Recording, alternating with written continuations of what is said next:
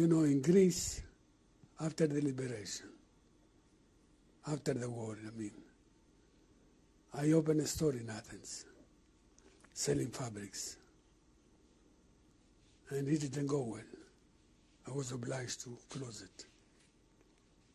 And this hit me badly, took all my courage, you know what I mean? The first thing that I was very young then, and it was not my fault. The Greeks used to do something. You know, one day they arrested me in my fabric store. They arrested me. They took me to because I have to pay taxes. I said, what taxes? 3 years, 4 years in Germany here. The factory of your father. Whatever happened, it was a lease on the factory of my father. I had to get rid of it. And there were installations inside, barrels and pumps. And so I said to someone, do you want to buy something? Let's go to the store. And the day that I took this guy to the store to see it, I opened the store, then they considered that I opened the store. And they charged me lots of money, and I have to pay, and then I didn't have cash. This is the reason that I sold it. I lost the store. I have to pay to borrow money from strangers at 4% a month. So this was later after the war when you were in Athens? This after, no. Yeah, after the war, sure, after the war.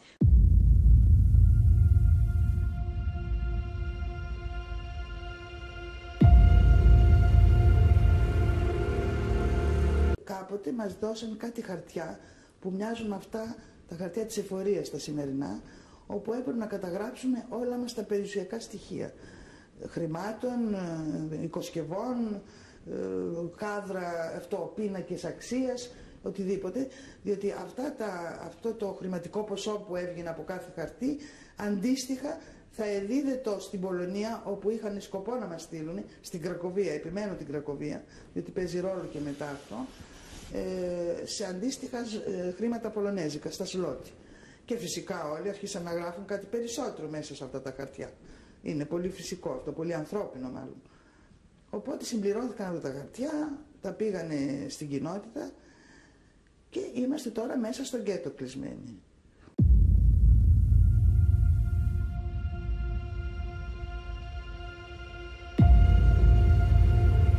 Όλοι οι Εβραίοι άνω των 18 ετών κλήθηκαν να καταθέσουν δηλώσεις περιουσίας προς τις γερμανικές αρχές. Οι δηλώσεις περιουσίας περιλάμβαναν τα πάντα. Ήταν χωρισμένες δηλαδή ανακατηγορίες, όπου ο κάθε Εβραίος θα έπρεπε να συμπληρώσει όλο του τον πλούτο, ό,τι είχε. Μέσα σε αυτή τη διαδικασία, από τις δηλώσεις περιουσιών, οι οποίες έχουν διασωθεί, όχι όλες, ένα μικρό τους σχετικά μέρος, μπορέσαμε να διαπιστώσουμε την κοινωνική διαστρωμάτωση, για παράδειγμα, της οδού Μιαούλη.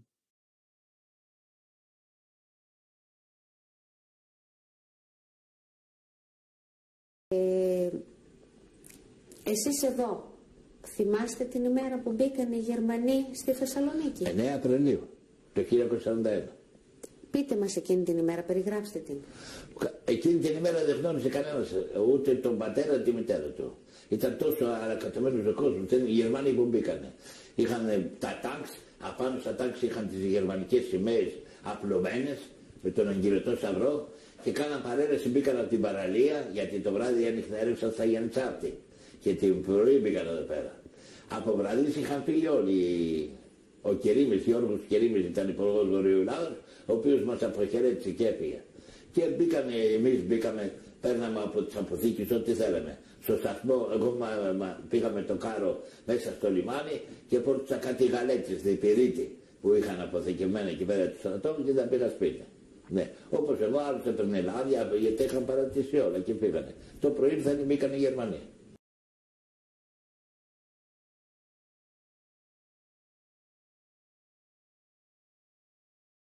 In the meantime, we had a business which was selling to me and my brother-in-law on the occupation. Furniture. There was a lot of furniture in the market because people were selling the furniture for bread. Follow me? Money and bread or whatever they had. We were doing pretty good.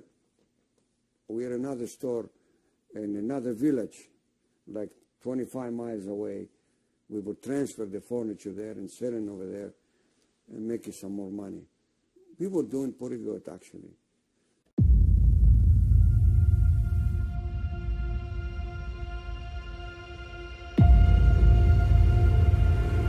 Please allow me to acknowledge the distinguished guests. His Eminence, Archbishop Demetrios, former Ageron of America, the Very Reverend Archimandrite Nectarios Papazafiropoulos, Chancellor of the Greek Orthodox Archdiocese of America, representing Archbishop Elpidoforos, who could not be with us tonight. Honorable Rabbi David Levy, head of the American Jewish Committee of New Jersey, representing David Harris, the Chief Executive Officer of the American Jewish Committee, who also cannot be with us tonight. Professor Mark Mazauer of Columbia University, tonight's keynote speaker. The Honorable Rabbi Diana Gerson, Associate Executive Vice President of the New York Board of Rabbis. His Excellency Ambassador Mr. Asaf Zamir, the Council of Israel. His Excellency Ambassador Mr. Paul Steinmetz, the Consul General of Luxembourg. Her Excellency Ambassador Ifigenia Kondoleondos, Permanent Observer for the international organization, the Francophonie at the United Nations. Honorable Consul General of Cyprus, Mr. Michalis Firilas. The Honorable Madeline Singas, Judge of the New York Court of Appeals. Some years later, I was doing some research in Athens when I was invited into the Ministry of Justice. It was the time of the Waldheim affair, and he had spent a lot of the war as an intelligence officer in Greece. The TV company had sent me there to see what I could find on his years of service in Thessaloniki. When I got there, the World Jewish Congress had asked the Greek government to sift through their archives for what they might have that was pertinent to the case. And there in the ministry basement, I was shown 2 or 3 enormous sacks stuffed with documents and covered with dust. This is what we found from the war, I was told. Do you really want to open them? You'll get terribly dirty. Well, I took off my jacket, and I guess I was the first person to have looked inside them since the end of the war. Out came hundreds of pieces of paper, documents, slips, official chits. It was the work of a moment to establish what they were. They were the records of the so-called Service for the Administration of Jewish Property that had been set up in the spring of 1943 to manage hundreds of shops and dwellings that were being vacated by Thessaloniki's Jews as they were rounded up, sent into the ghettos, and then onwards by train to Auschwitz.